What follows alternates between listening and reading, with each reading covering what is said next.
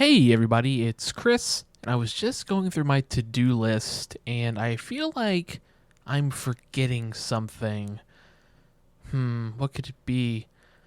I know. I need to thank our patrons, Kevin Martin, Jeffrey Fricky, Kevin Stanfield, Laura Newland, John McCraney, Ian Dara, Lawrence A. Carr, Avgas Cannot Tie His Own Shoes, and Pan the Man.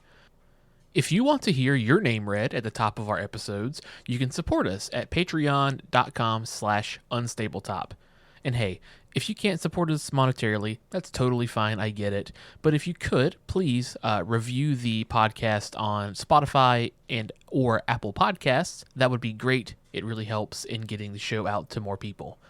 Until next time, enjoy the episode.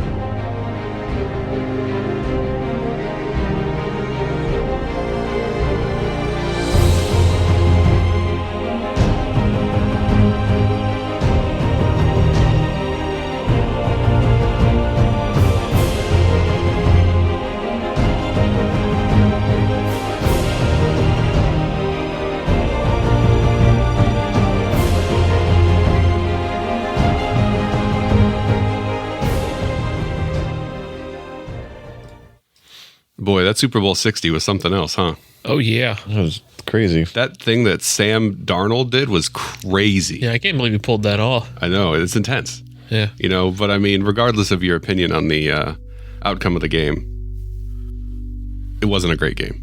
No, it was a pretty boring Super Bowl. And you always have to think, every time you watch that, like, this is a lot like professional wrestling, isn't it? Like, this is predetermined.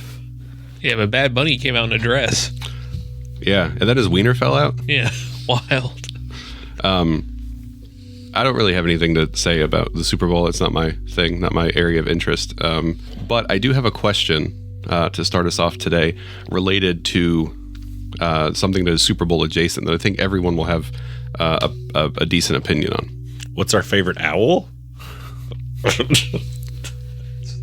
The Great Horned Owl. I like Hedwig from Harry Potter, even though one time Hedwig flew by and said a slur. The snowy barn owl? You know, what, aside from the Super Bowl commercials, right, because that's a big thing people get into, what do you guys think that I'm thinking of when it comes to like something that is Super Bowl adjacent? What is like a big part of the Super Bowl? Finger foods. Capitalism. Yeah, I was about to say like nachos and stuff like that. Okay. Chris? Beer. Okay. Beer is close. Capitalism is the overarching umbrella here, but actually you're probably the closest. But it is food. But this has to do with something. I'm not going to say any names.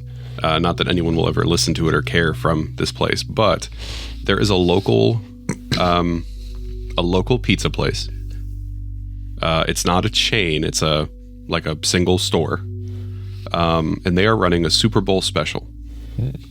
And the Super Bowl special consists of 2 large one-topping pizzas and 10 wings for $43. Jesus Christ. That's pretty pricey. So my question, and it seems like I've already gotten an answer from half of you, am I just old, or does that seem kind of expensive? They're all about the capitalism on that one, my guy. Clearly. I mean, do you think they're just trying to capitalize on the fact that if they use the Super Bowl branding, they'd be like, hey, this is a special thing for the Super Bowl, people won't pay attention to how shitty the deal is?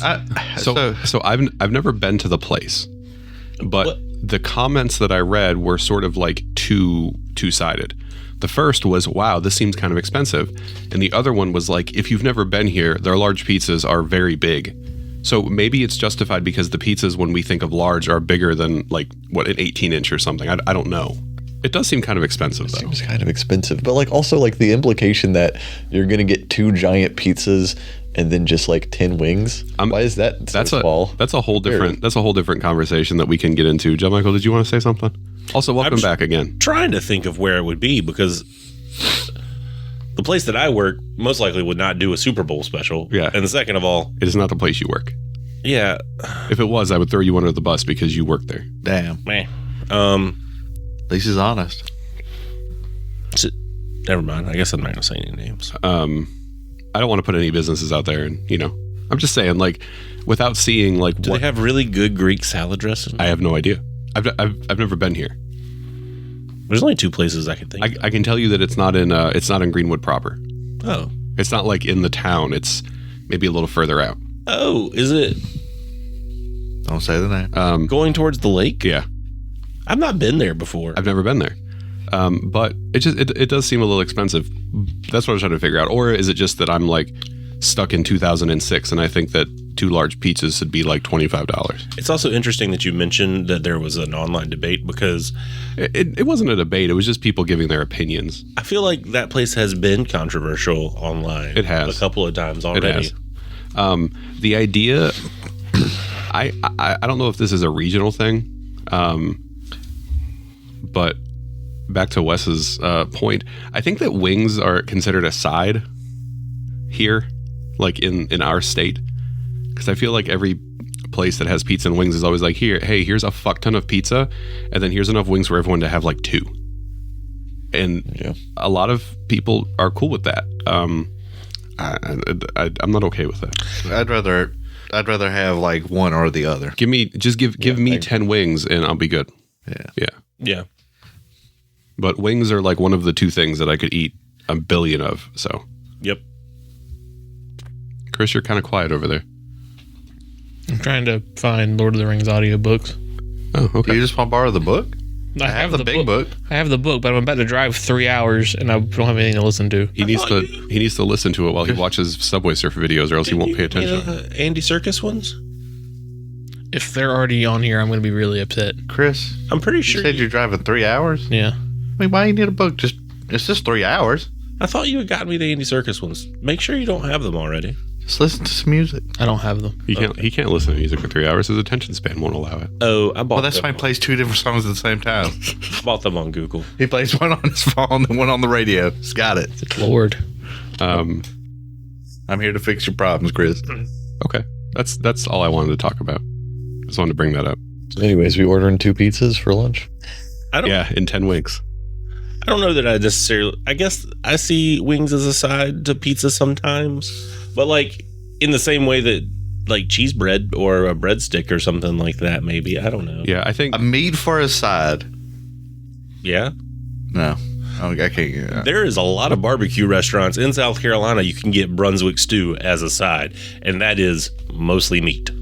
maybe I'm just biased because of where I lived, but I just feel like, I don't know. I mean, I'm sure it's a thing at every pizza place where they're like, hey, here's a thing for a family that's like 2 pizzas and a 2-liter and some wings, and that's just like a normal thing. Maybe I need to adjust my expectations, or maybe I should just need to go to a wing place.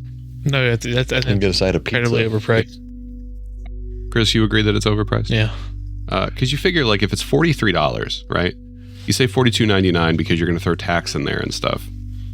How much are you charging for each of those pizzas?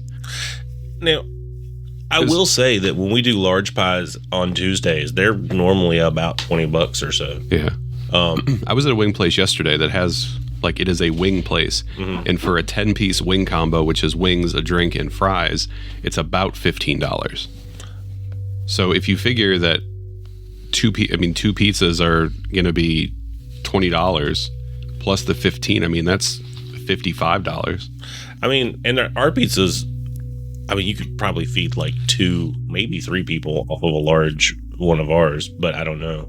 I've eaten a whole large from there. Have you? Yeah. Can we? God, I bet you felt awful. Yeah, I did. He always does. That's why he can't eat hot dogs anymore. No. Well, Can we just acknowledge that we are nostalgic for something that will never exist again, The 90s? which is the idea that we have 24-hour Walmarts and dollar McChickens. Can we just have a moment of silence for those things we'll never have again? Do you remember when you used to be able to go to a pizza place and get like 2 large pizzas for pickup for $8.99 each? I don't know, Nick. I can see a world where we have that again. No, no. it's not going to happen. I can see a world where we have that again. I don't think the current system is sustainable. Man. Wes, it's been And maybe sustainable. after everything's been broken and rebuilt, It's been pushing for a long time. you can have your affordable McDonald's. I don't know if again. you guys ever existed in a time where 25-cent wings were a thing, but that was amazing. Or like the 25-cent BOGO wings, where like if you paid for 6 wings, you got 12 wings. Oh, nice. Yeah. Simpler times. Now we have $5 monsters. They're 2 for $5. That's are they? Yeah. They used to be 2 for $3. Well, yeah. Now they're 2 for $5. That's insane. They're killing the goth kid industry by making Monster that expensive. No one can afford to be goth anymore. Yeah, goth kids have to maintain good relationships with their parents to get that extra money. It's just it's insane how expensive things are. I think. Arizona tea's the same price still. No, it's not. It's not 99 cents anymore. It is, but if you go to some of the gas stations, especially around here, they're not 99 cents. They're like $1.50. The price is on the can though. Yeah, they just don't charge that. They don't charge that, or they get. I don't know. I got one the other day. Someone brought me one to work, and it didn't have the 99-cent label on it. Are you sure? I'm positive. So I think Where's this can at? I think it's in the trash at my office. You want me to go get it? Yes. I think the gas station industry is doing a little side hustle on the. Just doing markups. Well, like Yeah. the whoever of Arizona was like, nah, we're never going to raise our price. It's always going to be 99 cents. Well, either he lied or he's getting cheated. I don't know. Anyways, speaking of things being expensive and making us unhappy, Josh was Chris is expensive and makes some of us unhappy. Josh. I know you've heard a little bit of it. Nope. But I'd like you to know that while you were gone, we had a little bit of a conversation where everyone said something nice about you, and everyone here had something nice to say about you. I don't think that happened. It did. You made it up. Certainly did. Nick did not say anything nice about you, Josh. Shut the fuck up. No, he did. I also clipped the one that Wes did, and I sent it to Josh because I know he wouldn't listen to it. And yeah, so I want you to know we all said something nice about you. If we had the clip, we could play it. Shame. But while you were gone, Chris, as Pan, did something. Oh God. And Chris, I would like you to just give us a very brief Spark Notes recap of the good and the bad from our last couple sessions. Well, let's see. I can give you the good if you would like. No, it's okay. Yeah, go ahead and give us the good. The good. The ship, the boat traveling along this river, came across a ship another boat that had been wrecked and was being attacked by evil drake creatures. And the captain of this boat, of your boat, wanted to just keep going, mind our business, and let's move along. But Pan and Finn and Egil all decided that we couldn't do that. We couldn't leave these people who needed help alone. We needed to go and help them. And they went and they saved these people. And the whole time, Asim was asleep in a hammock on the ship of the deck. But I'd like to think that he was watching with one eye open and that he's secretly proud of them doing the right thing. That's the good. The bad of that is that there were a bunch of cool magic items in the ship that they didn't find. Sorry. That's okay. They would have just gave it to some dragon or something anyway. That's true. It's all right. They skipped that step. They just let the dragons Yeah. keep them. So that was the good. Pan, if you'd like to talk about the bad. Yeah, of course, not being able to get all those magic items apparently is bad. When we were kind of past that and we were sailing on, we came to some kind of floating, if I remember correctly, like almost like a floating big log. A log jam in the river there, and there was a little critter that was asking to be paid to let us pass, and we paid him. He looked like this. Yeah, he looked Just a little guy. a little guy with mushrooms growing on him there. He kind of looks like that one episode of Courage where Eustace was growing mushrooms on his head. Kind of does look like that. But I paid the man, and he opened up the log jam for us. Then he gave me a nice sweet treat, and I thought, well, of course I should eat this. I'm hungry. It's breakfast time. And then that's where we ended the session. Gotta pay the troll toll. So yeah, Pan was given something out of this creature's pocket, a little quiche, a little tart, and decided, sure, I'll eat it with no hesitation. Really, he just popped it in his mouth. Any thoughts on that?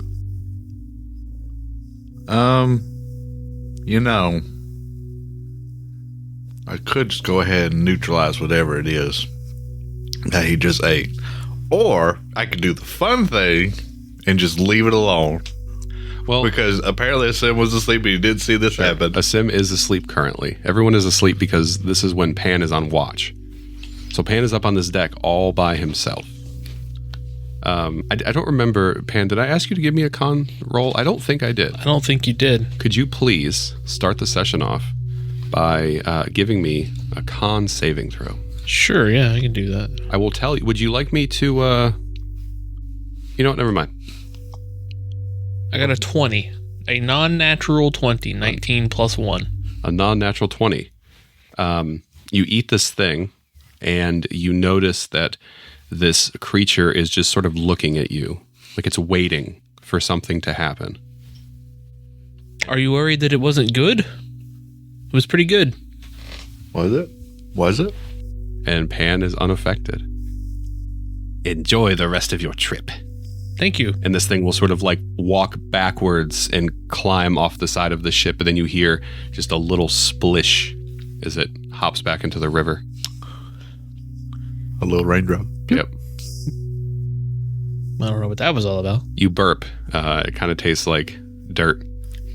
Otherwise, you're fine. Sweet. I was going to say, before you told me the result of that, but it's okay. No problem. I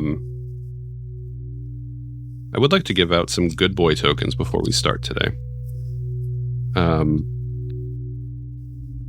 For all of those nice things that you guys had to say about Josh and Melissa when they weren't here. I think that's really important. So I would like everyone to take a good boy and pass it on. Josh, do you have any good boy tokens currently? About that. Mm-hmm. I think I do. Okay. But I think they're in my little bag at the house. So currently, no. Okay.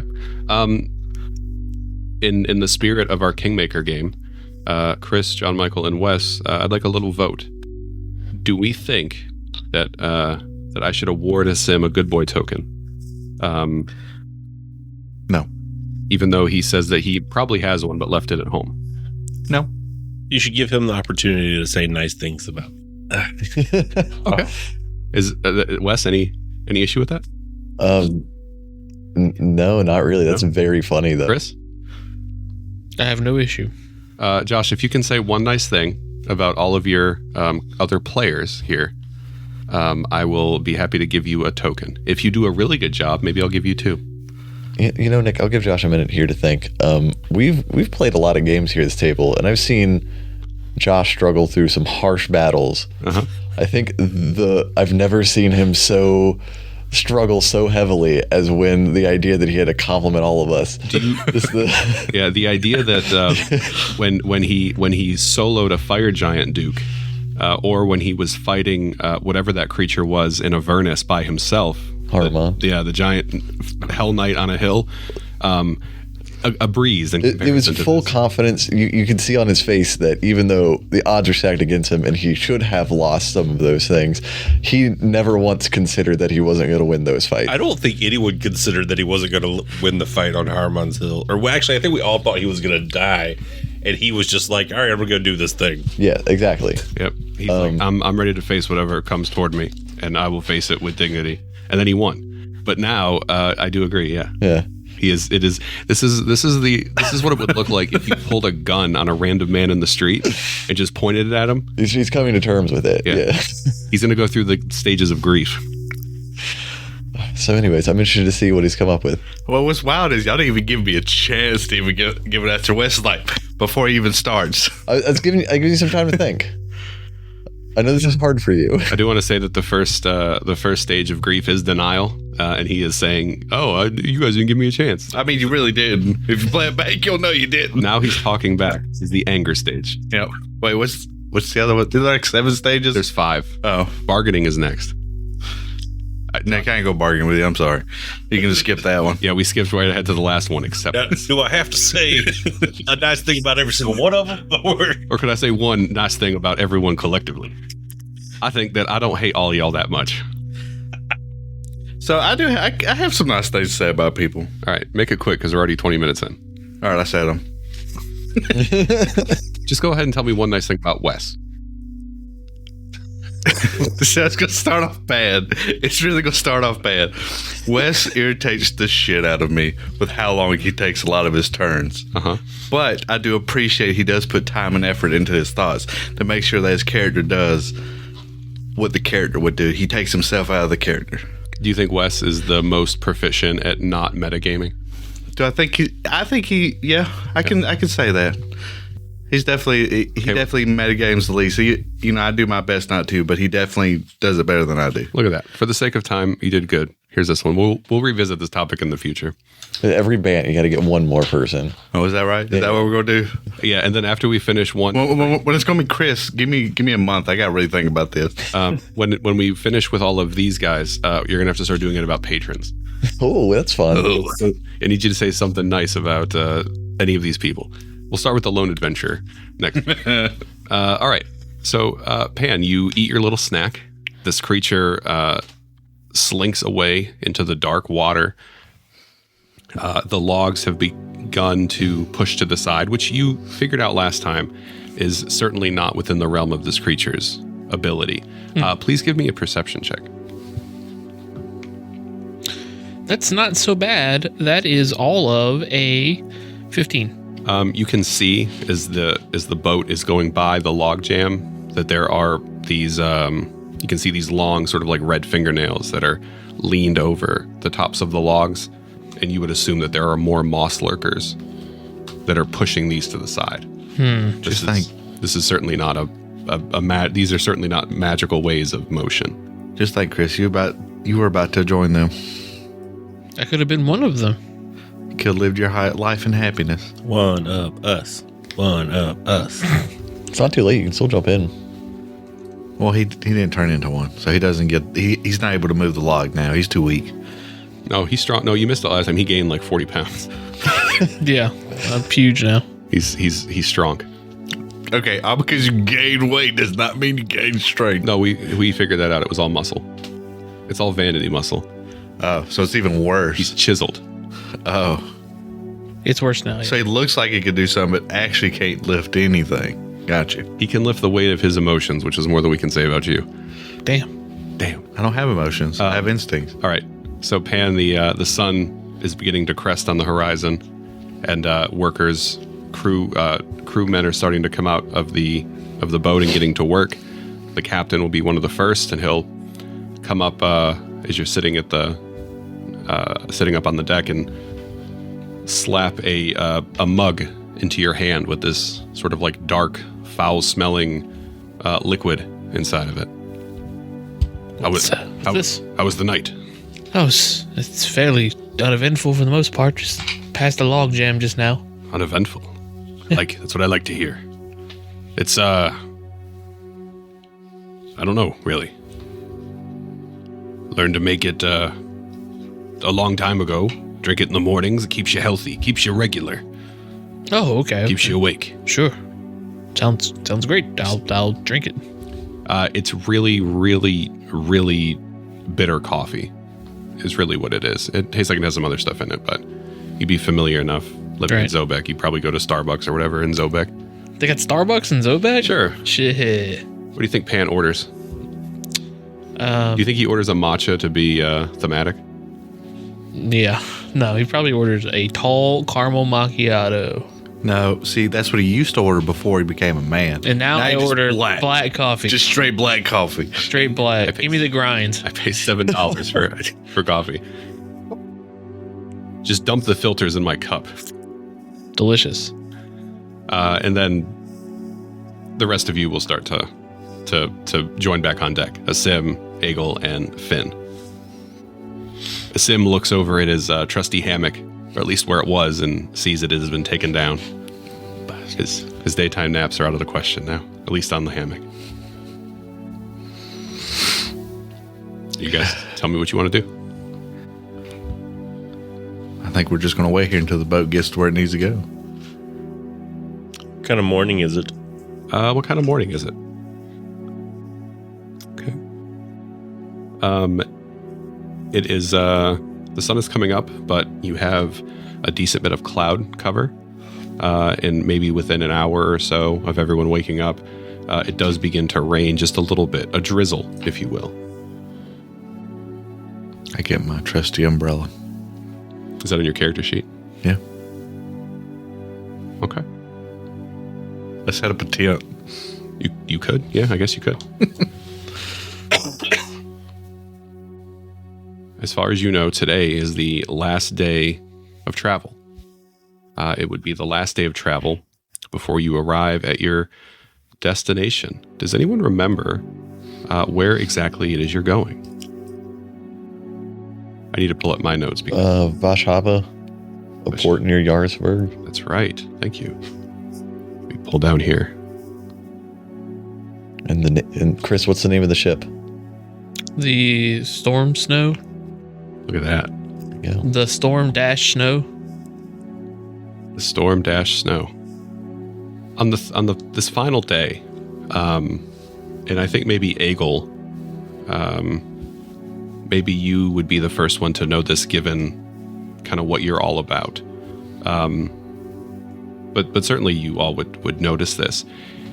Is the closer that you're getting to your destination, the more you notice that like the color and the greenery from the surrounding forest are transitioning. You're not seeing these lush green forests, even though they were sort of like dark and creepy, right?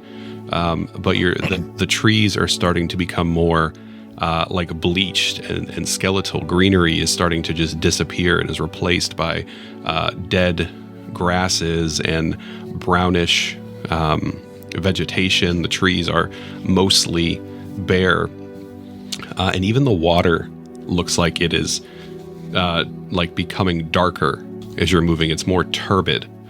And as you get even closer to this city, you will see sort of along the banks of the river, and even like further out into the forest, because there's no coverage, it's just bare trees.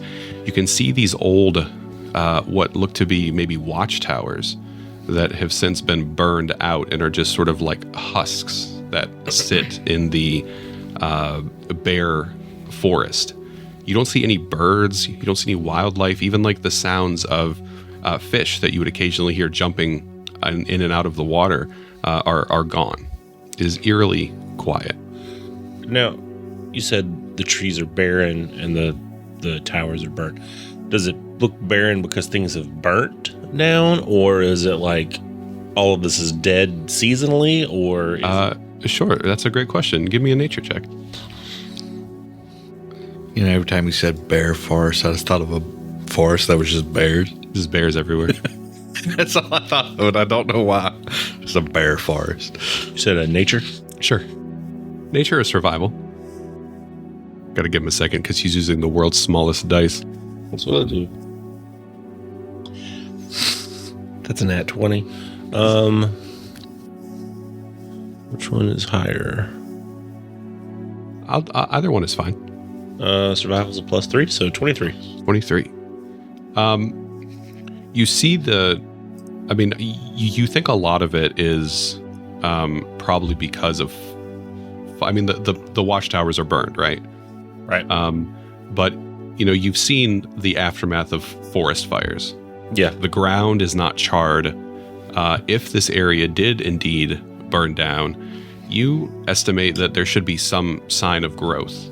It would be seasonally appropriate for things to be growing. Okay. And to be green. And like I said, if it was the aftermath of a forest fire, things should be growing back.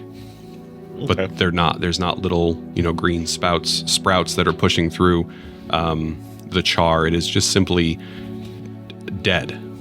All right. It is unsettling. You don't hear the voices of the trees here. Right. Just so quiet. Don't finish that statement. That was the whole statement. So we don't hear any type of. How close are we to the shore? Realistically, I think we figured out last time that like generally the river is about, what do we say, like 50 feet wide? It's not super. I mean, you can see both banks from where you are. do we hear like birds or anything? You don't. You listen carefully and you don't hear anything. So it's just silence. Silent. I would imagine the noise of the ship in the water. You hear the water sort of lapping against the side of the boat. You'll occasionally, I mean, you hear like the little pitter patter of the raindrops as it's just lightly raining at this point. You can hear like the wind when it picks up, and there are little wind gusts. But you don't hear birds. You don't hear the sound. I mean, the banks are bare. You can see everything. You don't see any life. You don't see any, little like nutria type creatures moving to and from the water. You don't see like beavers. You don't see anything. Dead things? Even? Like, besides the trees, like a dead fish floating by the bank, or like, I don't know, a carcass on the shores or anything. Even if you watch along the shores, you might see an occasional like deer skeleton, right? Not a carcass though. I mean, just the skeleton, just the bone remains. So it's been a while since life was here. Seems like it. Okay. Finn, when you're doing your morning preparations, I think even you feel a little disturbance, with your connection to the spirits. They seem not absent, but very quiet from here. That's really interesting. I think I would probably want to go up to the front of the boat. Oh, not that far. And I don't know, I'll probably send my raven up, just try and keep an eye out, see if there's any kind of movement or if this place is just fully dead. I mean, it seems like there's been some kind of blight on this land, but is that something that whatever caused this is still around, or is this place just long abandoned? Sure. Can you remind me, can you see through your familiar? I can, like any other familiar. Yeah. Go ahead and give me a perception check. Say a little bit of time passes as you're going through the motions here. Okay, well that is a natural one for a total of 6. That'll do it. We doing anything about that, or are we maintaining our 6? We'll write it out. You don't see anything. I mean, there is no movement, and as the day continues to progress, you're still kind of scouting out, and there's nothing here, and you're sort of getting anxious because the further you go in, the more time passes, the more you sort of expect, like, okay, it's been long enough, we should see something by now, but that is certainly not the case.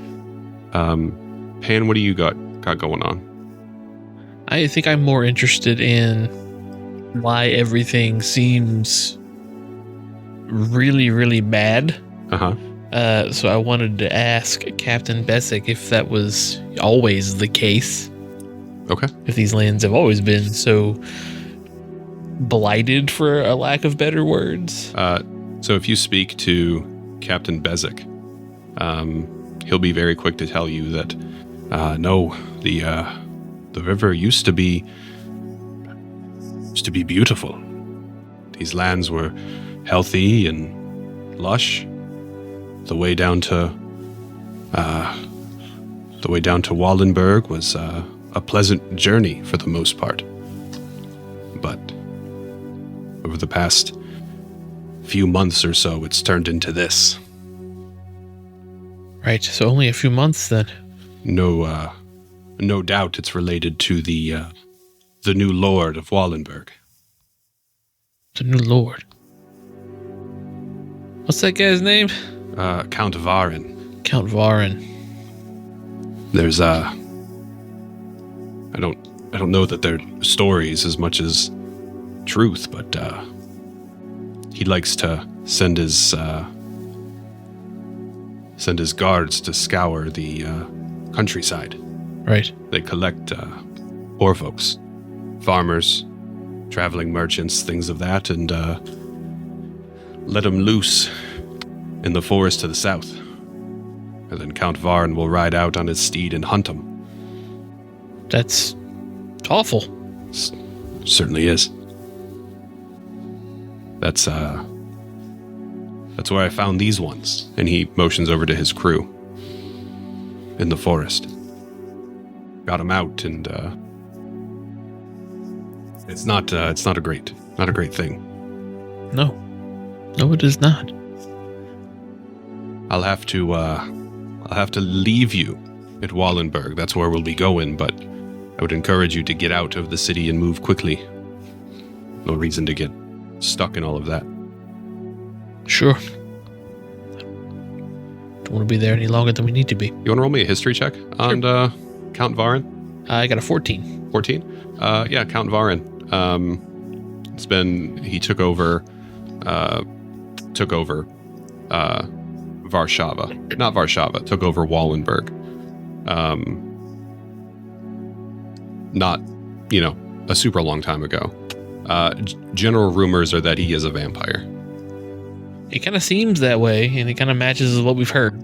So, sure. So we got to take him out of power. It's going to be a tall order. But we could certainly try. Sim, you're hanging out here on the deck, right? Mm-hmm. I think our boy Alfred is going to come stand next to you. Glad to see that you're awake, Sim. You must have not been feeling well. Oh, yeah. Okay, I remember now. You've been... I was like, wait a minute. You've been asleep for what seems like days. Are you feeling better? I am. I'm still not used to boats. Boats are not something I am particularly fond of. Well, it's good practice. A good boat can get you many places. Yeah. I hear that there's a lot that happened while I was out. Oh, not much. Your friends did a good job at taking care of it. I'm glad I didn't lie to those priestess at that temple. What do you mean? I was asked if they were good warriors, and I told them yes. You certainly told them the truth. What, I don't know that we've talked about this. What is that pendant that you wear? It was a symbol of Horus. A Horus? That is a god of the south, is it not? It is. Do you speak to Horus? I pray to him often. I feel like he has given me guidance. What does Horus tell you of this place? I think the same thing any instincts would say. Be wary. I think that is a good lesson. When our good captain drops us off in Warsaw, you will have to move south to Yarisburg, while your sense of moral duty may pull you in one direction. I urge you to take my guidance this one time. Don't listen to it. Move south. Move as quickly as you can. Warsaw needs saving, but I don't think that now is the time. I will take your... I will listen this time. Okay? Good. We have a mission we have to accomplish. I can't help but notice you're eating rations over there and you haven't offered me any. Would you mind if I took one of those? I see I don't know what it is you're eating, but it looks wonderful. He's just looking at you with his one eye, like waiting. I'll offer him some. Thank you. It's very kind. You can just ask Josh if you can have a Twizzler. What's bad is he's the one that opened the bag. You don't have to do the whole like, No, Damn it, Chris, it was in character because he's over here eating on the fucking mic. Yeah, see, I was just asking if you wanted a twist. Like, it kind of seemed like you were asking Josh. No. Didn't want to disrupt the recording. Nope, now look at you. You know what, Nick? I think you deserve a Twizzle. You should take one. I'm okay. I'm good. Thank you. Do you, Great job Treat yourself. disrupting the recording, Chris. do you want a red vine? Would you, know what? rather that? You know what? Somebody go get my what is that thing called? Someone go get my Gun. my beaten stick from Actually, Josh, will you slap the shit out of Chris for us, please? Wait, why are we doing this time? For interrupting the flow of the podcast. He's over here like a tree. Get his fucking pimp hand ready. He's got to crack his knuckles to get all the bitch out.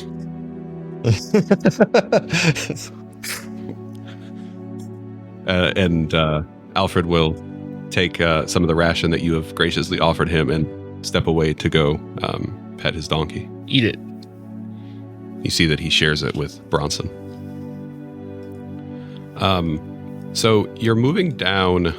I don't know what the river is called here. I think it's the Siarka River. You head around the Wolf Mark from Jots, heading through Krakovar proper, and you'll be getting off in Warszava. So Warszava is the city that is like right on the river. When you get off in Warszava, there are main roads that you would take. The river goes the other way. The river comes to the south and then heads to the west. And Jarlsberg is to the southeast. It's really like southeast. It's almost completely south, but a little bit to the east. So you don't have to go through Wallenberg, which is supposedly where this vampire count is residing over. But the general guidance is that from Bezic and from Alfred is that once you get into the city, you need to get the fuck out. Does anyone have anything else? Anything else they want to do? Anyone else they want to talk about?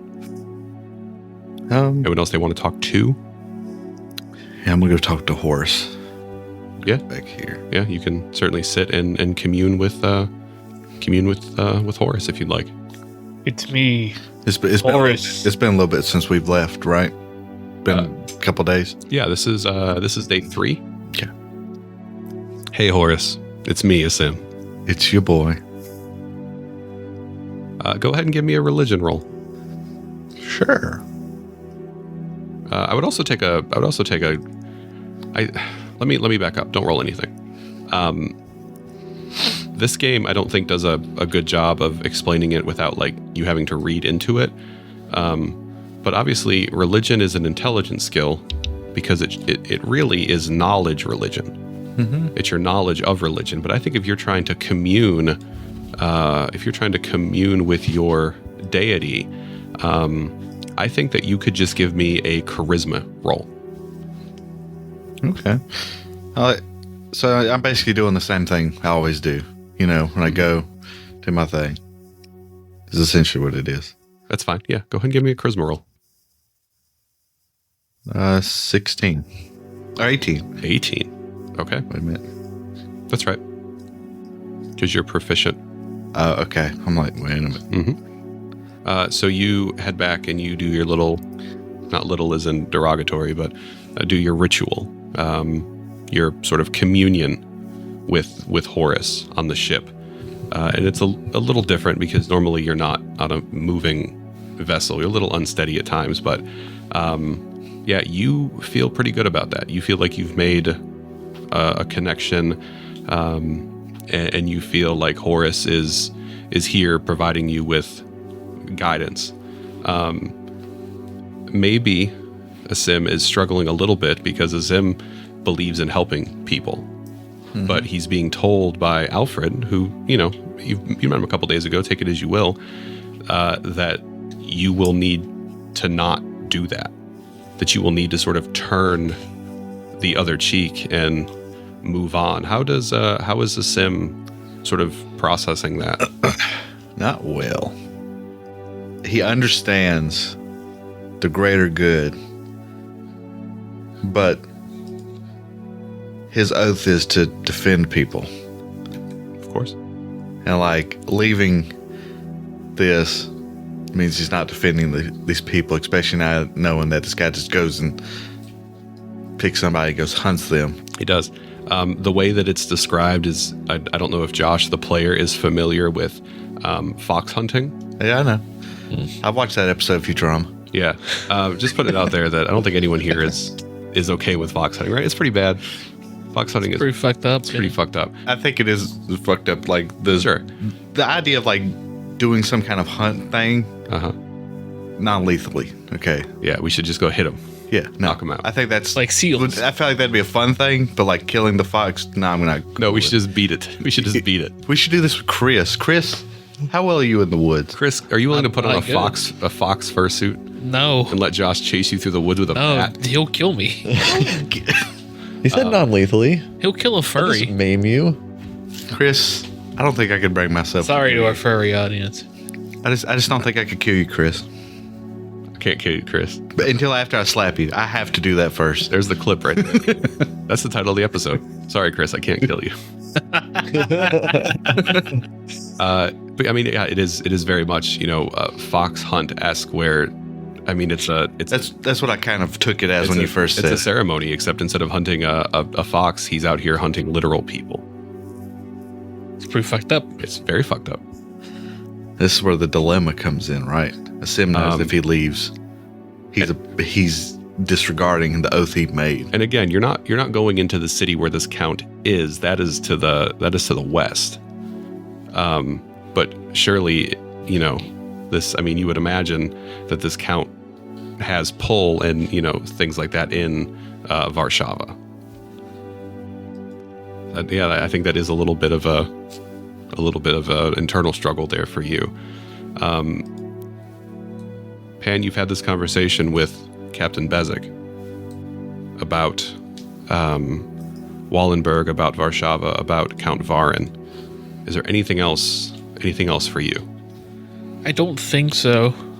I think at this point it's just having heard so much about Warsaw and this whole place. It's like, okay, well, yeah. Once we get off the boat, we need to fuck off before they catch on that we're here. Sure.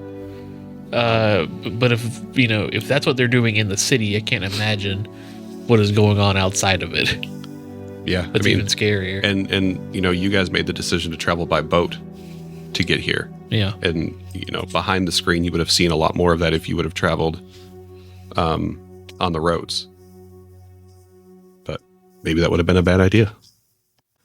Finn, you still got your bird going around? Yeah, I think so. That just sort of the vibe today. Yeah. Why don't you go ahead and give me another perception check as the day is sort of fading into dusk, and I think we're sort of it's that weird feeling where like you're expecting, something bad is going to happen because you're going to get to the city sooner rather than later, and you're just sort of waiting, this anticipation that's building, and it's so uncomfortable and so unnerving. You've never had to travel really to a place like this before. You've dealt with stuff on the road in spots, but I mean, this is a city that is under control by the undead. 15. A 15. Okay. With a 15, I think that you notice even fast approaching is on the river. There is what we will call a checkpoint coming up. Okay. It is. It looks like an overpass bridge that has been shored up and gated, and I think you would be able to tell that there are a number of people on that bridge that are guarding it, basically. Okay, so it's like a portcullis almost blocking the river? Yes. Okay. I would definitely inform Bezic of that first. That we were approaching it and they looked like there were many people guarding it, but then I would share with the rest of the class as well. Okay. So you go and talk to Bezic and let him know. Yes. Says, right. That's new, I guess. I'm sure they're just looking for papers and checking boats. Perhaps it's best if all of you head underneath. Do we need to be concerned, you think? I think it's a good idea. I will, if there's any place on deck that seems to have a whole bunch of bullshit just piled about, I will go assume form of boulder. Okay. Egel will do that. You are just sort of like in some of the supplies on the deck. You know, like behind some barrels and crates and kind of stacked up like junk. Sure. I'll do as he says. I'll go below. Yeah, I will as well. Yeah. You guys go underneath. You see that Bezic keeps his position at the wheel of the ship. Alfred will, as you're going down into the lower depths, you see Alfred walk over to the stables, and he puts Bronson away, and you'll hear him talking to somebody you assume is Merwin, and you can see as you're going down that he's like taking some of the hay and moving it on top of her. She's sleepy. She's gonna get hay fever. She's been sleeping for like 3 days, and she hasn't mucked that stable once. Oh no. Ew. There's a bunch of shit in there. So, That's nice. don't worry, Merwin. It helps keep you safe. Ugh. Good Lord. You guys go underneath. Are you gonna like hide in cargo, or are you going to just kind of peek out of the openings here, or what is the plan? Well, I'm gonna be close. I'm just gonna kind of hang out down there. So if something happens, I'm not like having to bust out of something. I could just run up to help. Yeah, Okay. I think I want to be near enough where I can kind of get a vibe for what's going on. But like, wholly the plan is if I think someone's coming down here for like an inspection, I am going to turn into a rat. If I say, why don't you just turn into a rat now and just go up there and hide? Yeah, you remember the last time he turned into a rat? Yeah, it worked Went out. really well. I'm just saying, like, if you turn into a rat now, you could be up there during this whole like ordeal, and then you could come relay information. I would if I came and relayed information as a rat, it would sound like squeaking. Well, you have to learn to write as a thing. As a rat, A big as a pencil. rat, you need to learn to write. I'll the jump brain on did it. top of Pan's head, and I'll pull his hair, and I'll puppeteer him to write. Nope, How is this- that's the wrong thing. How is this better than my handwriting? Yeah, I guess I'll do that. I'll be a little rat up on the deck, hiding under a boat or something, like the rowboat or something. Okay, so Egel and Finn are both on the deck. We make a little collar for Finn Rat, I don't know. I made you guys hidden, but I don't need to do that. so I know which rat's the Finn Rat. And then Pan and Asim are down underneath. Yep. This is maybe the first time you've been close to Pan, Asim. You see that his old school robes that he wears getting a little tight. Been packing on the weight there. Looks like he's been working out a little bit. Sim knows better. I said it looks like. I didn't say he has been. You know, I've been hitting the whey protein. Your magic's been messing with you again, hasn't it? Yeah. He learned about a new magic called creatine. It's all water weight. I think I wish you need there- to get that under control before you know. I wish there was a way to reverse it, but as far as I can tell, there isn't. I mean, exercise, I learned That's this a new- lot of it. a proper diet. I learned this new weight loss spell called Ozempic.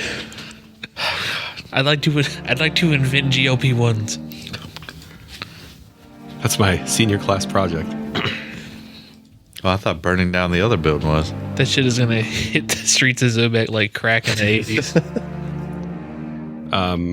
Everyone's gonna be walking around snatched. Okay.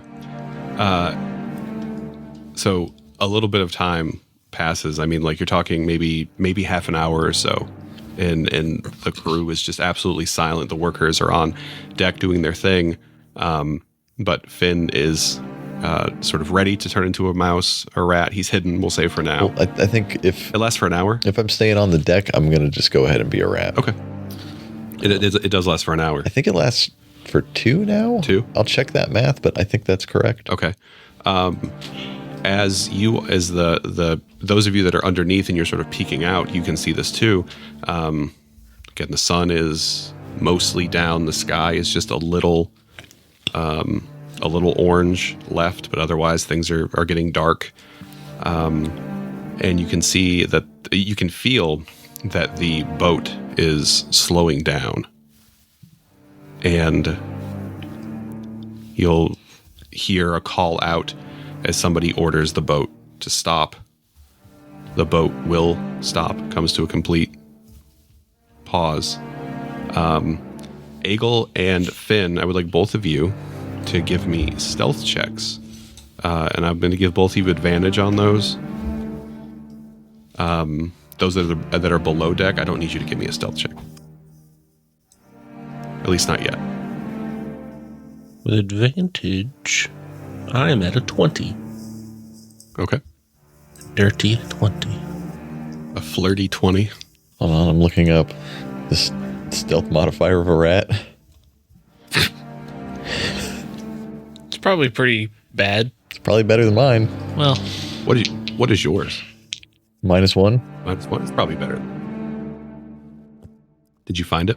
I did. Is it a... It's a +0. So it's better than mine. Okay. But it's 14. 14. Okay. You're also a rat, so... Yeah. If I'm found, it's probably not that big a deal. Yeah. But I'll just be, hiding amongst some of the stuff on ship. Okay. The boat has come... The storm snow has come to a stop.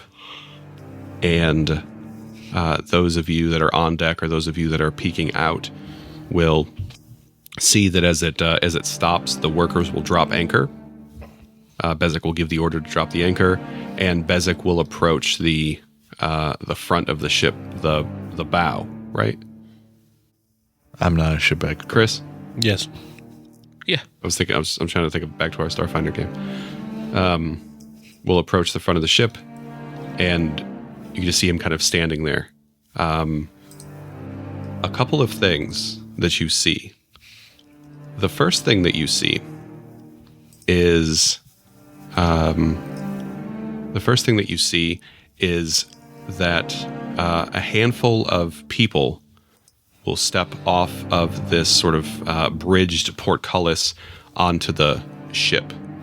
And what you can see at the portcullis basically is this, again, it's sort of this sort of like overpass bridge that has been modified to act as a portcullis or like a security gate.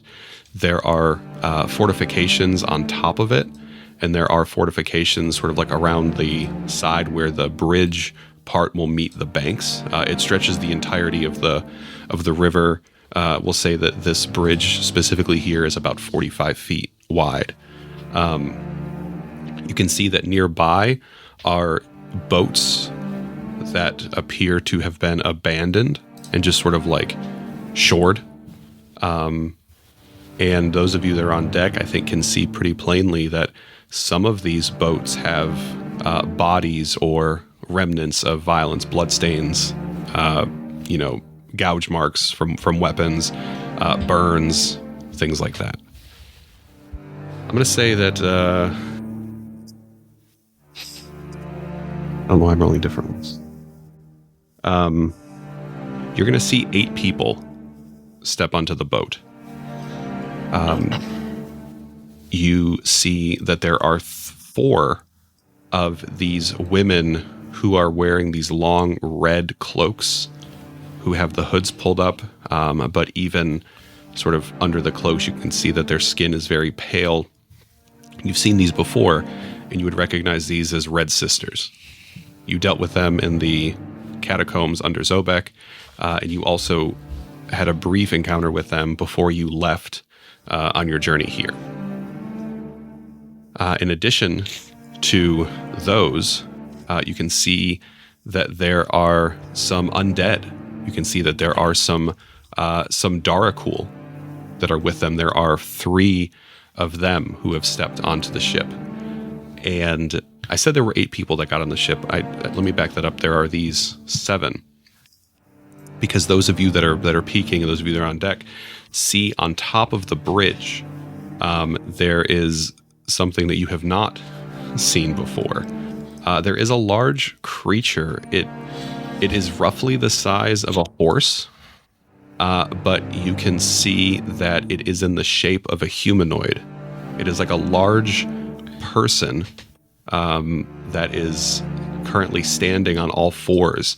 Its hands are sort of like the wrists don't bend back like a normal person's were. They're sort of like where their hands are positioned flat on the ground, and they have these long nails that sort of stick out. Their shoulders back to like their hips are really wide, and then like their knees are backwards, almost like a dog's. And on top of this creature is strapped like a carriage seat or like a saddle. And its head, all of the skin on its head is gone, and it is just like a skull. But it has these like metal ornaments that have been stuck into the skull head, so it kind of looks like it's wearing a helmet. And then you can see that it has incredibly long fangs. The token art gives you a decent idea of what it looks like. Again, this is like the size of a horse. Ew. I don't like that. And you can see that there is a creature that is mounted atop this this monster. I would love a religion check if anyone wants to see if they know what this creature might be. The giant, the horse creature. I'll see, but I doubt it. 5. No. No, 1. Non-natural 1. Non-natural 1. Yeah, I got all with 7. That's a 9. 9. No. Okay, you don't know what this creature is. But sitting atop of this creature is what appears to be another Darakul. But you can see that this one is wearing like a leather like officer uniform. They have a really tall collar that comes up to their ears. They have like the where their shoulders come out, they're like pointed. And it has a number of like insignias and what appear to be medals. It has like metal sort of arrayments to enhance its armor, I guess. And it is just sort of mounted on top of this big, weird, undead creature, just sort of like staring at the ship. I would love a separate check for this. I would take a religion to try to identify the creature, or if you wanted to roll me a history check, I'd give you some additional different information. I got a 20 on history. Okay. I rolled a 9 on Sorry, religion. 21 on history. 21. It is a dirty 20 on religion. It's a 5 on history. Okay. With your history and religion rolls, this is certainly a Darakul.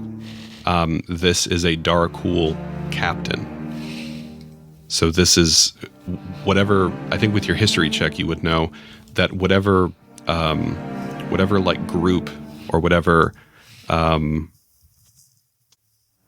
don't know what the fuck you call a group of soldiers. Brigade? Squad? Whatever that group, platoon, whoever is responsible for this area, this dude is certainly in charge. Okay. You also know that they are incredibly dangerous, and the idea that one of them is here is certainly scary. Squeak, squeak.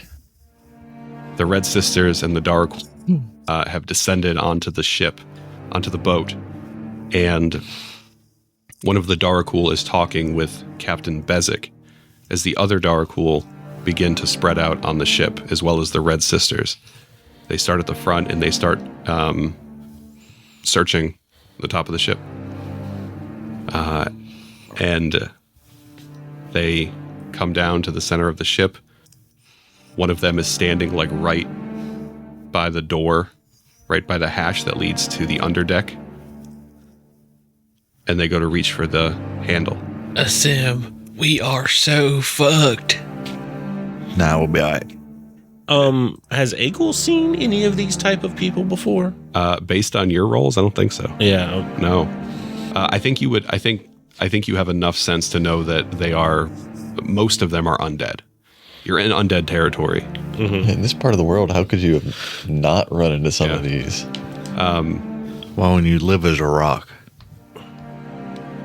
One of them goes to open the hatch, and then a couple more will move to the hatch, and the other one's moving to the back of the ship. Finn, where you are, sort of positioned near Eagle, this refuse pile, one of them will come over, and they will start looking through these barrels and crates that are over here. You get the sense that maybe one of them looks down to see you, but doesn't make much of it. Getting a good look at this one that had just walked over towards us. Do they seem to have any type of individuality amongst them? Are they all like kind of carbon copy undead versions of each other? They have separate characteristics. Like, it doesn't look like they put somebody in a press and then made copies of them.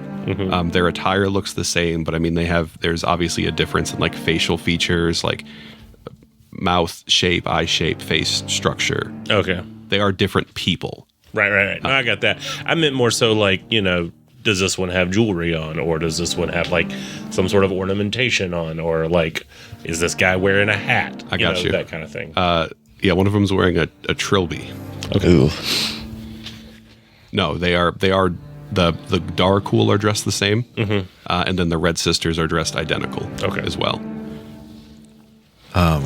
So we see them coming towards. They are, yeah. There are like two or I think there's three of them that are at the hatch doors leading underneath, and those of you that are on the deck on the other side can see this. And one of them will go to reach for the doors, and as they go to reach for the doors, you'll hear a voice. Can any of you help me? You all seem very strong and well armed. And they'll look up, and you know that it's Alfred. And they will step away from the doors, and you'll hear Alfred continue. I seemed to have gotten the door to these stables stuck, and I surely want to allow for all of you to do what you need to do, but I can't open the door. I'm sorry. As you can see, I am crippled. I only have one arm. I'm quite weak and old and pathetic. I can't believe that my life has gotten me this far, but I can't get this stable door open. Could you please help me? Help me help you. And the ones that are by the door step away. And you can hear the footsteps as they move further away from you, and those of you that are on deck can see that this group of three are now heading over to the stable. Eagle, one of these creatures, these Red Sisters, has like what does she have? She has like a short spear, basically, in her hand. And she starts using the not sharp end of the spear to poke this pile of stuff that is here. I think I'd like you to... I'll either let you roll me a stealth check to maintain stealth, or I will let you roll me a con save to avoid reacting to being poked. Fair enough.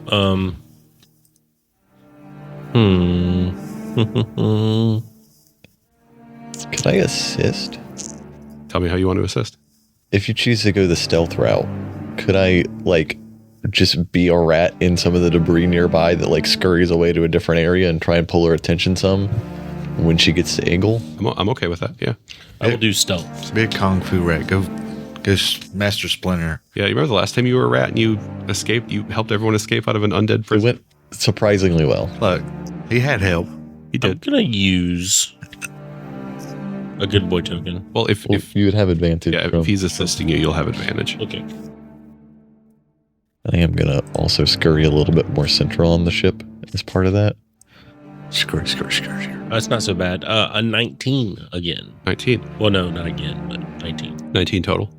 Yeah. She goes to poke you a couple times, and then like right when she goes to poke and you know that you're going to have to move to react, Fin Rat will scurry across, getting her attention as she sort of like as she turns her gaze, and you were able to sort of readjust and not be found. So I got a question for you, Wes. Oh, sorry, not me. Fuck me, I guess. You can be a part of this too. We got Finwolf. Oh, you missed one last time. No, well, I was trying to curious about the rat. Is the rat like secret agent Finrat? I mean, kind of. We've done a few stealth missions that have gone pretty well. So what happened last time? What is he now? Were you a bird? A shark fin. Yeah, Sharkman. He's a chef. Yep. Specializes in soups. A gourmand, if you will. A saucier, even. Egel and Finn, where you are now, the group of three that were at the door, the hatch door, have now moved over to the stables, and Alfred is continuing this conversation with them. The door just seems to be stuck. I can't get it, and you hear the sound of him like grabbing the gate with his one arm and trying to pull it, and it doesn't open. One of the Darakul will move over, and he grabs the gate with both hands and he pulls it. It doesn't open at the latch, but it opens at like the hinge, where he just rips the hinges out, and then he has like the gate door in his hand and he throws it overboard. That'd do it. Because he rolled a natural 20 on his Jeez. and you hear Bezic shout from the front of the ship like, "Hey, just try to be careful, please. It's an old boat." And Alfred is over there again. Thank you so much. This is my best friend. His name is Bronson, and he's a donkey. And my name is Alfred. And as you can see, I have been traveling on this ship for some time. I'm happy to answer any questions you might have. I have plenty of stories to tell, and I have trinkets to sell. If you're looking for something to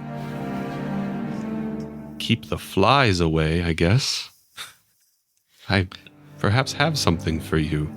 And one of them will like shove him to the side and kind of like peek in where Bronson and Josh, what are the horses? Xenopuff and the Fluffinator. Thank you. Are in. How dare you? I try to forget them sometimes. How dare you? And they'll start peeking in. And then they will leave the stables. I don't understand why you hate them horses so. Pan, Asim, if you're trying to, if you're up here, Asim, are you paying attention to the front of the ship, or are you watching these scouts? I'm trying not to move too much. Sure. So I'm trying to see whatever I can see, which is probably not a whole lot considering. Pan, what about you? I'm probably trying to hide in a barrel or something. Okay. Why don't the two of you roll me stealth checks? Very stealthy. The good news is. 13. Bad news is. Oh wow, you rolled really well on one of those. Yeah, not the one you needed to. A 5. The Darakul will move back from the stables at the back of the ship, back toward the front of the ship. They walk past the hatch doors, and as they walk past, you'll hear a loud sort of shout. And those of you that can see will see that the Darakul captain on the bridge is motioning and pointing toward the hatch door. Two of the Darakul will turn. They go over to the hatch door, and they lean down. And we'll see you guys next time.